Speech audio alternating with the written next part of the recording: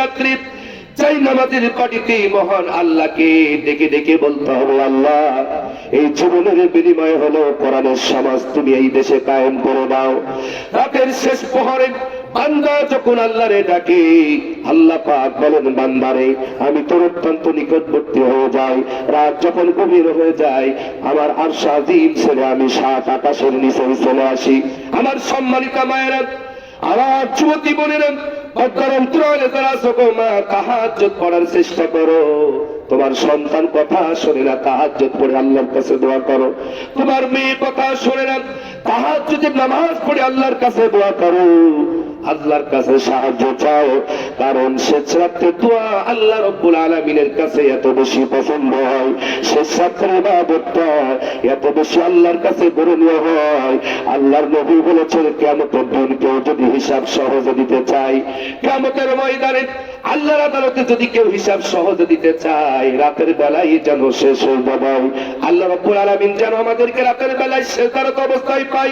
এই যে আল্লাহ পাক বলেন, ইন্নামাল মুমিনুনা আল্লাযীনা ইযা যুকিরাল্লাহু ওয়াজিলাত কুলুবুহুম, চিল্লায়ে বলুন আল্লাহু আকবার। প্রকৃত মুমিনরা যখন তাহাজ্জুদের পানিতে দাঁড়িয়ে যায়, আল্লাহর পবিত্র কোরআন যখন তেলাওয়াত করা শুরু করে দেয়, বন্ধুত করে গভীর রজনীতে, শেষ রজনীতে যখন সবাই ঘুমায় যায়, আপনজনেরা প্রতিবেশী সবাই ঘুমাই, আল্লাহকে স্মরণ করার জন্য বান্দা বান্দি যখন ঠান্ডা পানিতে উঁচু করে আর শেষ প্রহরে যখন আল্লাহর ডাকে, আল্লাহর জিকির করে, আল্লাহ পাক বলেন, এই সমস্ত বান্দারাই তো খাঁটি। যখন ওরা আমার জিকির করে, আমি আল্লাহর ভয়তে ওদের কলিজায় কাঁপা শুরু করে, ওরা আটকে ওঠে, জাহান্নামের ভয়তে আটকে ওঠে, কবরের ভয়তে আটকে ওঠে, ওদের কলিজায় ভূমিকম্প শুরু হয়ে যায়। ওরা দুনিয়ায় পাপাচার করতে পারে না, ওরা অন্যায় কাজ করতে পারে না, ওরা দুর্নীতি করতে পারে না। এরাই হচ্ছে খাঁটি মুমিন। জোরে বলুন মারহাবা। খাঁটি মুমিনদের পরিচয় তো আল্লাহ পরিষ্কার দিয়েই দিলেন।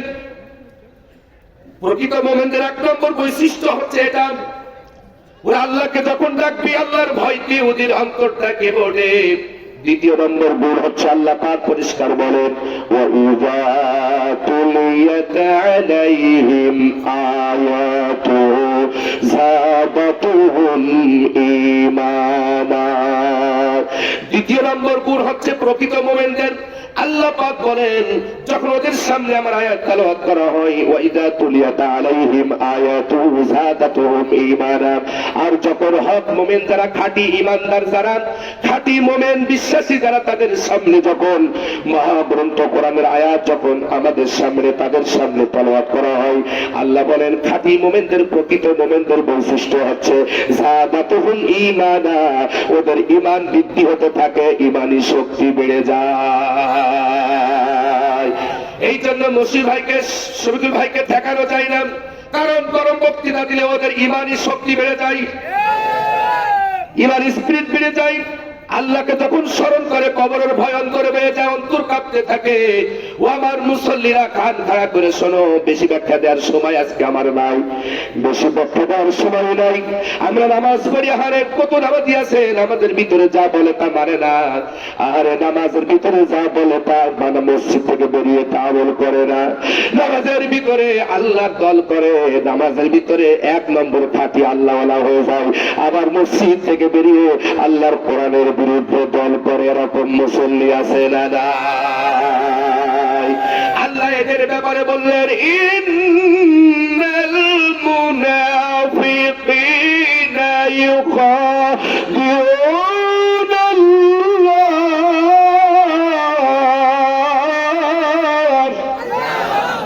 ওয়া ইয়াখাদিউহুম ওয়া ইযা الصلاة قاموا كسالى يراءون الناس ولا يذكرون الله إلا قليلا।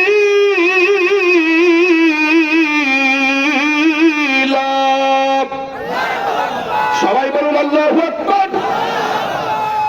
আল্লাহর কোরআন আয়াত নিসার 142 নম্বর আয়াতে কারিমার ভিতর রব্বে কারীম এই সমস্ত নামাজীদের ব্যাপারে স্পষ্ট আলোচনা করলেন। আল্লাহ পাক বলেন ইন্নাল মুনাফিকিনা ইউখাদিউনা আল্লাহ, নিশ্চয় মুনাফিকরা আমি আল্লাহর সাথে ধোঁকাবাজি করছি। কার সাথে? আল্লাহর সাথে যারা ধোঁকাবাজি করে এদের মতন শয়তান কি আর বকশিপুরে আছে? আল্লাহর সাথে ধোঁকাবাজি করে কে কেমন শয়তান গো বাবা? নিকৃষ্ট, এদেরকে মুনাফিক বলা হয়েছে। কি বলা হয়েছে?